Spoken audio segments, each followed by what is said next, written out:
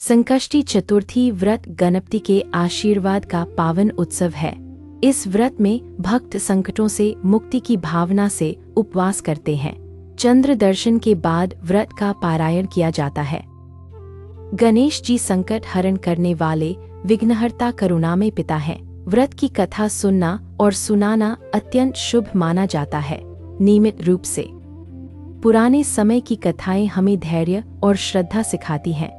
आज 5 विस्तृत कथाएं सुनो जो प्राचीन काल से आती हैं। पहली कथा एक पुराने राज्य के उदास राजा से जुड़ी है। राजा के पास धन वैभव था पर संतान का सुख नहीं था। रानी भी मौन रहती और महल में शोक का वातावरण पसरा रहता। विपत्ति लगातार आती और राज्य के कोष में भी कमी होती। नियमित रूप से एक दिन एक वृद्ध ऋषि महल के द्वार पर आए। उन्होंने राजा की चिंता देखकर शांत मुस्कान से समाधान बताया। वे बोले, संकष्टी चतुर्थी का व्रत श्रद्धा से करना, गणपति की मूर्ति स्थापित करके दूर्वा और मोदक अर्पित करना, चंद्र दर्शन के बाद कथा सुनना और अर्घ्य देना मत भूलना। नियमित रूप से राजा ने व्रत का नियम अपनाया और सरल व्यवहार रखा। दरबार के अहंकार को त्याग कर प्रजा का दुख पूछा। रानी ने भी मन में विनय और सेवा का दीप जलाया। पहली संकष्टी को दोनों ने दिन भर निर्जला उपवास किया। रात्रि में दीपक जला करके गणपति आराधना शांत भाव से की। नियमित रूप से कथा सुनते समय रानी के नेत्रों में आशा का तेज जागा। कथा समाप्त हुई और चंद्रमा को अर्घ्य देकर व्रत खोला। मोदक बांटे और गरीबों में अन्न वस्त्र का दान किया। दूसरे महीने दरबार में अचानक सुखद समाचार की लहर आई। राजकोष में खोया व्यापार फिर से बढ़ने लगा और प्रसन्नता लौटी। रानी के निधन तुल्य दुख को मातृत्व की आहट ने पिघलाया। गर्भ का शुभ संकेत मिला और महल में मंगल ध्वनि गूंजी। नियमित रूप से 9 माह बीते और एक तेजस्वी पुत्र का जन्म हुआ। राजा ने नामकरण में गणपति के चरण स्मरण किए। प्रजा ने मोदक वितरित किए और चौक पर दीप सजाए। राजा ने घोषणा की, संकष्टी व्रत सदैव करते रहेंगे। उन्होंने ब्राह्मणों को भोज और कारीगरों को औजार भेंट किए। नियमित रूप से समय बीता और राज्य में न्याय और करुणा का विस्तार हुआ। विपत्तियां दूर हुईं और सीमाओं पर शांति का उजाला फैला। राजकुमार बड़ा होकर विद्या, विनय और सेवा में अग्रणी बना। सबने समझा यह गणपति की कृपा और व्रत की शक्ति है। कथा का संदेश धैर्य, श्रद्धा और दान की महिमा बताता है। नियमित रूप से अब दूसरी कथा एक वनवासी ब्राह्मण परिवार की सुनो। पुराने समय में घने जंगल के किनारे छोटी बस्ती थी। वहीं एक गरीब ब्राह्मण पत्नी और 2 बच्चों संग रहते। ब्राह्मण शास्त्र पढ़ाते और जड़ी बूटियों से सेवा करते। दुर्भिक्ष आया तो अन्न और औषधि दोनों दुर्लभ हो गए। नियमित रूप से एक रात बाघ की दहाड़ से बस्ती कांप उठी। लोगों ने ब्राह्मण के पास रक्षा का उपाय पूछा। ब्राह्मण ने विनय से कहा, गणपति की शरण आवश्यक है। संकष्टी चतुर्थी निकट है, सब मिलकर व्रत करेंगे। दूर्वा, मोदक और चावल के दीप बनाकर पूजा होगी। नियमित रूप से चतुर्थी के दिन सबने एकजुट होकर निर्जल व्रत रखा। पुरानी पीपल के नीचे मिट्टी की मूर्ति स्थापित की। ब्राह्मण ने गणेश, अथर्वशीर्ष और व्रत कथा सुनाई। कथा के बीच हवा में सुगंध और शांति फैल गई। रात्रि को चंद्रमा निकला तो अर्घ्य दिया गया। नियमित रूप से अगली भोर बस्ती में आश्चर्यजनक परिवर्तन दिखाई दिया। बाघ ने पास के घाट पर शव भक्षण छोड़ दिया। वह जंगल के भीतर चला गया और लौट कर नहीं आया। बादलों ने गरज कर वर्षा की और कुएं भर गए। फसल उगी और औषधियां फिर से मन से फूटी। नियमित रूप से ब्राह्मण परिवार ने गणपति के नाम से अन्न बांटा। बस्ती ने मंदिर बनाया और मासिक कथा की परंपरा शुरू। सबने संकटों में सधे मन और सहयोग का महत्व समझा। दूसरी कथा का संदेश है, सामूहिक श्रद्धा अद्भुत रक्षा करती। नियमित रूप से तीसरी कथा समुद्री व्यापारी और उसके सत्यप्रिय हृदय की है। पुराने बंदरगाह नगर में समुद्री जहाजों की कतारें लगती थीं। एक व्यापारी मसालों और रेशम का व्यापार करता था। उसने हमेशा सत्य और माप तौल में ईमान रखा। पर एक बार समुद्र में भयंकर तूफान घिर आया। नियमित रूप से आकाश काला हुआ और जहाज दिशाहीन होकर डगमगाने लगा। नाविक घबराए और पाल फट गए तथा रस्सियां टूटी। व्यापारी ने गणपति का स्मरण कर संकल्प लिया, यदि प्राण बचे तो संकष्टी व्रत जीवन भर करूंगा। वह जमीन पर माथा टिका कल्पना में गणपति के चरणों में नियमित रूप से। तभी तट की दिशा में उजाला सा दिखाई दिया। एक छोटी नाव किनारे से मार्ग दिखाने सन्नद्ध आई। नाविकों ने उस रोशनी के सहारे जहाज को मोड़ा। लहरें शांत हो गईं और वर्षा धीरे थम गई। सुबह जहाज सुरक्षित पुराने घाट पर बंधा हुआ मिला। नियमित रूप से व्यापारी ने कृतज्ञ होकर वचन निभाने की तैयारी की।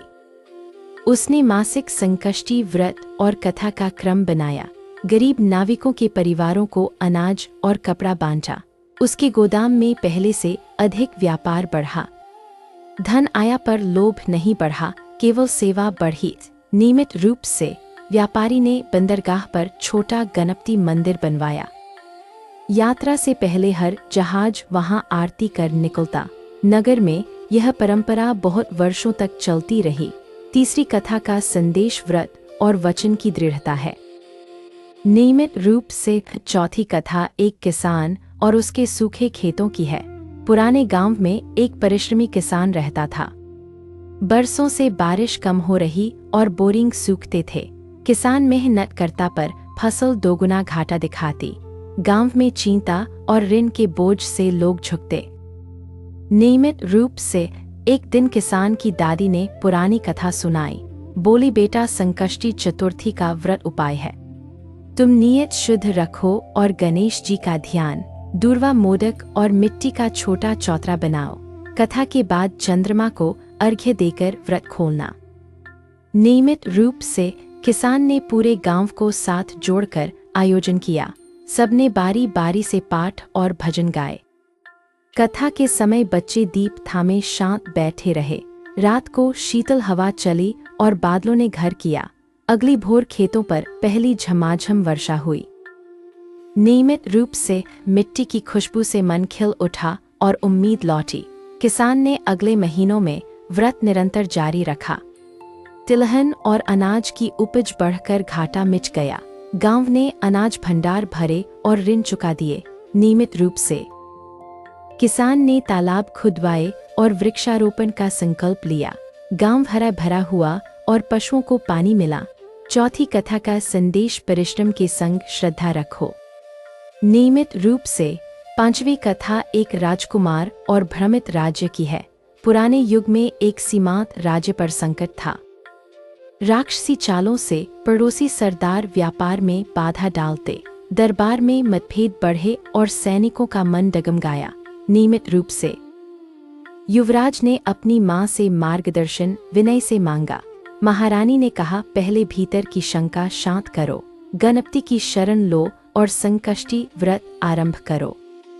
विजय से पहले विनय जरूरी है, यह बात समझो। नियमित रूप से युवराज ने गुप्त मंदिर में गणपति की प्रतिमा स्थापित की। दिन भर उपवास करके रात्रि में कथा ध्यान से सुनी। अगली संकष्टी तक उसने क्रोध और अपमान त्यागा। वह प्रजा के बीच गया और हालचाल पूछे। नियमित रूप से उसने सरदारों को बिना भय संवाद के लिए बुलाया। दृढ़ होकर सच बोला और न्यायपूर्ण कर घटाए। व्यापार मार्गों पर चौकियां हटाईं और रिश्वत रोकी। रात में चंद्र दर्शन के बाद अर्घ्य देकर व्रत खोला। नियमित रूप से शत्रु को समझ आया कि अन्याय का लाभ नहीं होगा। उसने संधि की और सीमा विवाद शांतिपूर्वक सुलझा। राज्य में फिर से न्याय और विश्वास का वातावरण बना। युवराज की कीर्ति बढ़ी पर उसका मन शांत रहा। नियमित रूप से उसने गुरुजनों के संग अध्ययन और प्रशिक्षण जारी रखा। गणपति मंदिर में मासिक कथा और अन्न क्षेत्र शुरू किया। पांचवी कथा का संदेश है, नेतृत्व में संयम जरूरी। नियमित रूप से अब व्रत की विधि विस्तार से सरल शब्दों में सुनो। भोर में स्नान कर मन को शांत करना। सबसे पहले घर के उत्तर पूर्व भाग को स्वच्छ और शांत बनाना। मिट्टी, पीतल या पत्थर पर गणपति की स्थापना करना। दूर्वा, शमी, पुष्प, लाल चंदन और अक्षत अर्पित करना। नियमित रूप से एकाग्र होकर प्रार्थना बोलना विघ्न बाधा दूर करे।